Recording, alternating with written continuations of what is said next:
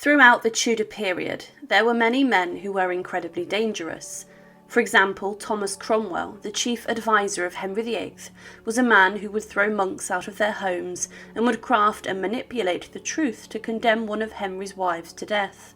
Even Sir Thomas More, who is considered today a saintly figure, was known for beating Protestants and those suspected of being heretics. It was a very dangerous time, and Henry VIII would even execute both of the men mentioned before, who were claimed to have been close with the Tudor monarch. But there was one man who was known for being incredibly sly, crafty and disturbing in his attitude towards a young princess, the future Queen Elizabeth I. Thomas Seymour was the creepy uncle of Edward VI, the successor of Henry VIII, but he was considered a man who was a groomer and also a predator. But what is the story of Tudor England's most disgusting predator? Thomas Seymour was part of the very influential Seymour family during the 16th century, and his sister would go on to become the Queen of England, with Jane Seymour being the third wife of Henry VIII. His older brother Edward would later be the Lord Protector of Jane and Henry's son, Edward VI, but Thomas Seymour was the one who was seemingly being left behind. But he did have a number of roles inside of the Tudor court. Thomas Seymour was around the court by the time that Jane married the king, and he did have a romantic relationship with Catherine Parr, the sixth wife of Henry VIII. But later Catherine would feel compelled to accept Henry VIII's marriage proposal, leaving behind Thomas Seymour, the man she, it's believed, truly may have loved.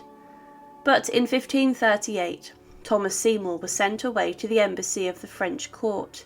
He had been appointed to greet and meet Anne of Cleves, Henry's fourth wife, at Calais in the December of 1539.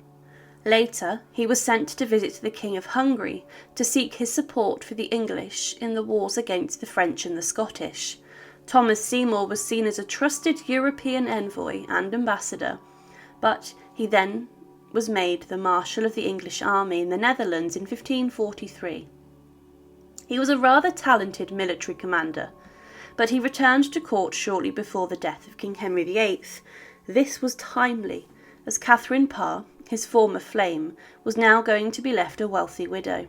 Very quickly after the king's death, Thomas Seymour and Catherine Parr married, which caused scandal across the nation, as many believed that Seymour had jumped in the deceased king's bed to sleep with his wife.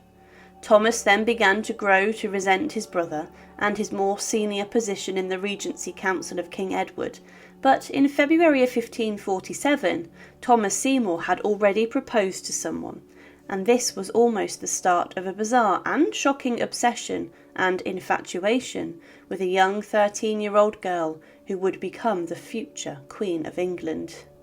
Now, Thomas asked the 13-year-old Princess Elizabeth to marry him by letter in February of 1547. This was within a month of her father's death. Seymour would have considered marrying Elizabeth, as he believed it would increase the power he had across the nation, and that his brother, who had been made Lord Protector, could be rivalled. Elizabeth would reject the proposal politely, and she was 13 at the time, and Seymour was shockingly 38. 25 years older than her. But within a month of this rejection, Thomas Seymour would then marry Catherine Parr, Henry's widow. Catherine had been in love with him for some time, but Thomas may have sneaky intentions with their marriage. Despite the power he now received, he may have wanted to get closer to the young Princess Elizabeth. In 1549, Elizabeth's governess Cat Ashley and her friend Thomas Parry noted that within days of Seymour's arrival at her household, he would visit the princess early in the morning. It was said that she would wake early so that Seymour would not find her in her bed, but he would come into her chambers. He would act very inappropriately towards the young girl. Seymour would walk into her chambers in a short nightgown, bare-legged in his slippers, and he then would strike Elizabeth on her back or the buttocks, familiarly. With this he was slapping the young princess on the bum, and he would then, during one time, climb into Elizabeth's bed while she was still inside. This was a man 25 years older, creepily getting into the bed of a princess. Kat Ashley said that she got concerned about these visits and that she came to sit in Elizabeth's rooms in the early morning, but Seymour continued to behave inappropriately and he was told to go away for shame, and at one point Kat Ashley squared up to him, saying that people were now aware of his behaviour. Seymour claimed that he meant no evil, but the predatory antics continued. Catherine Parr joined Seymour on the visits to the 14-year-old Elizabeth's bedchamber, and the pair would tickle her in bed. During one incident, Seymour wrestled with Elizabeth in the gardens of the house, and it was said that, with Catherine nearby, he cut Elizabeth's gown into 100 pieces, and that Catherine even held Elizabeth while Seymour almost attacked her. This may have been horseplay, but it was rather inappropriate. Catherine, after this incident, then told Kat Ashley to keep a close eye on Elizabeth, and she may have even grown jealous of Elizabeth, her stepdaughter, who was under her control. Thomas once again began to visit the bedroom in the morning, and one time he was told by Kat Ashley to not come back as he was in a state of undress in a maiden's chamber. There was some debate as to whether Elizabeth was fond of him, but there was one incident that caused Elizabeth to be moved out of Catherine's household. Catherine caught Elizabeth and Thomas embracing in a room together, and they were hugging and embracing, and with this, the next day, Elizabeth was sent away. It was clear that she had been harassed by Thomas Seymour. Now, after Catherine Parr's death, Thomas yet again tried to marry Elizabeth. He sent his nephew to accompany Elizabeth as she set up her own household at Hatfield, and made disturbing comments about her. He asked whether her great buttocks were grown any less or no, but there were rumours that he planned to marry Elizabeth, but Seymour would later be arrested. Elizabeth also would find herself under suspicion, as she was implicated in Thomas's behaviour. Thomas was arrested outside of King Edward VI's apartment, and he shot the king's dog, and was believed to have been trying to seize and capture the king. He would later be executed for this and many other charges.